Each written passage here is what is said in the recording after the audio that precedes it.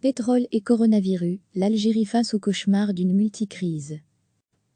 S'il est un pays vulnérable à la volatilité du marché des hydrocarbures, c'est l'Algérie, hyper dépendante de la rente pétrolière, déjà confrontée à un ébranlement politique doublé d'une urgence sanitaire et qui voit s'approcher une grave crise économique.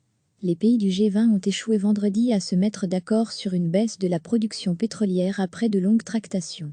L'Organisation des pays exportateurs de pétrole, OPEC, présidée par Alger, avait auparavant annoncé une entente préalable sur une diminution de l'offre mondiale de 10 millions de barils de brut par jour, MBJ, en mai et juin, afin de freiner la dégringolade des cours.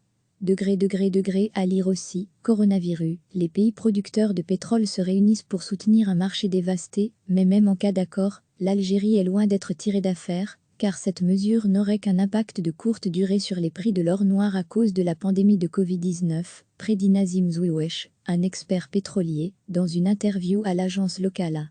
Le pays est au bord du gouffre financier, assure Louis Martinez, spécialiste du Maghreb au Cerise Sciences Pont de Paris. De fait, la loi de finances 2020 tablait sur un baril à $50 pour une croissance d'environ 1,8%. On en est loin. Le président Abdelmadjid Tebboune a reconnu la vulnérabilité de l'économie algérienne en raison de notre négligence pendant des décennies à la libérer de la rente pétrolière. M. Tebboune juge impératif de mettre un terme aux mauvaises pratiques inculquées pendant la période de l'aisance financière, à l'exemple du gaspillage et de l'esprit de fainéantise et de surconsommation. L'économiste Ahmed Damani énumère les dangers: assèchement rapide des réserves de change, aggravation du déficit budgétaire et de la balance des paiements, forte dévaluation du dinar et poussée inflationniste. Au bout du compte, la récession économique et son corollaire, le chômage de masse.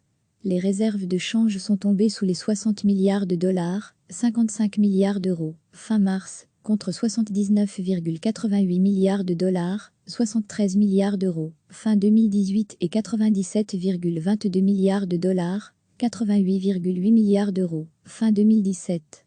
Selon certains économistes, ces réserves pourraient s'épuiser à très court terme. À lire aussi, coronavirus, les polices du Maghreb mobilisées contre les escrocs de la pandémie. Le gouvernement n'a d'autre choix que d'élargir l'assiette fiscale, de recourir à l'endettement public et de négocier des prêts. Avec le reste des réserves de change, cela devrait lui permettre de tenir jusqu'en 2021. Mais après, s'interroge M. Martinez. Pour faire face à cette situation alarmante, le gouvernement a annoncé une baisse de 30% du budget de fonctionnement de l'État, sans toucher au salaire des fonctionnaires, ainsi qu'une réduction de l'énorme facture des importations de 41 à 31 milliards de dollars, 38 à 28 milliards d'euros. L'Algérie n'aura plus recours au cabinet d'expertise étranger pour ses grands projets, afin d'économiser 7 milliards de dollars, 6,5 milliards d'euros, par an. Et le géant public des hydrocarbures Sonatrach va réduire son budget 2020 de 50%, soit l'équivalent de 7 milliards de dollars, 6,5 milliards d'euros. La suspension des importations de services ne concerne surtout que les études de faisabilité de projets non entamés ou de projets non essentiels pouvant être reportés sans frais supplémentaires, nuance Abdelmadjid Attar, ex-PDG de Sonatrach. Quant à la réduction des dépenses d'exploitation et d'investissement de la Sonatrach, elle ne devrait pas en principe réduire la production d'hydrocarbures, ajoute-t-il. Les solutions sont connues: diversifier l'économie, réduire la part du pétrole dans le PIB et développer l'attractivité de l'Algérie. Mais nombreux sont les sceptiques qui, comme le professeur d'économie Abderrahmane Mebtoul, doutent de la capacité de l'Algérie à attirer les investissements directs étrangers, ID, en raison de la bureaucratie, d'un système financier sclérosé et de la corruption. M. Mebtoul ne croit pas davantage à la possibilité de récupérer les capitaux qui ont fui le pays. De toute façon, la pandémie est en train de paralyser l'ensemble des activités productives à l'échelle de la planète, rappelle l'analyste Ahmed Damani. Les autorités algériennes pourront arguer du fait que la situation économique et financière n'est pas meilleure dans les autres pays, observe de son côté M. Martinez. Sans doute, mais au coronavirus ajoute la crise politique inédite que traverse l'Algérie depuis le déclenchement du mouvement Irak de protestation populaire, le 22 février 2019. À lire aussi, coronavirus, Train confirme un accord avec le Mexique pour réduire la production de pétrole. Il est illusoire, dans le contexte actuel de défiance populaire, à l'égard du régime, de croire parvenir à enrayer la crise dont les effets socio-économiques sont déjà là, estime M. Damani. Le plus difficile sera de maintenir les dépenses publiques et reconstruire un nouveau système politique, abonde Louis Martinez. Ce n'est pas l'année 2020 qui est en procès, mais les 20 années de clientélisme, népotisme et corruption du règne de l'ex-président Abdelaziz Bouteflika, tranche-t-il. Chaque semaine, recevez l'essentiel de l'actualité sur le thème de l'Afrique. Toutes les infos du continent africain bientôt dans votre boîte de réception. S'il est un pays vulnérable à la volatilité du marché des hydrocarbures, c'est l'Algérie, hyper dépendante de la rente pétrolière, déjà confrontée à un ébranlement politique doublé d'une urgence sanitaire et qui voit s'approcher une grave crise économique. Les pays du G20 ont échoué vendredi à se mettre d'accord sur une baisse de la production pétrolière après de longues tractations. L'Organisation des pays exportateurs de pétrole, OPEC, présidée par Alger, avait auparavant annoncé une entente préalable sur une diminution de l'offre mondiale de 10 millions de barils de brut par jour, MBJ, en mai et juin, afin de freiner la dégringolade des cours. À lire aussi, coronavirus, les pays producteurs de pétrole se réunissent pour soutenir un marché dévasté, mais même en cas d'accord, l'Algérie est loin d'être tirée d'affaire, car cette mesure n'aurait qu'un impact de courte durée sur les prix de l'or noir à cause de la pandémie de Covid-19, prédit Nazim Zouiwesh, un expert pétrolier, dans une interview à l'agence locale. Le pays est au bord du gouffre financier, assure Louis Martinez, spécialiste du Maghreb au Cerise Sciences Pont de Paris.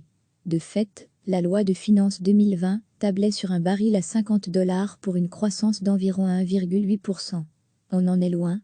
Le président Abdelmadjid Tebboune a reconnu la vulnérabilité de l'économie algérienne en raison de notre négligence pendant des décennies à la libérer de la rente pétrolière.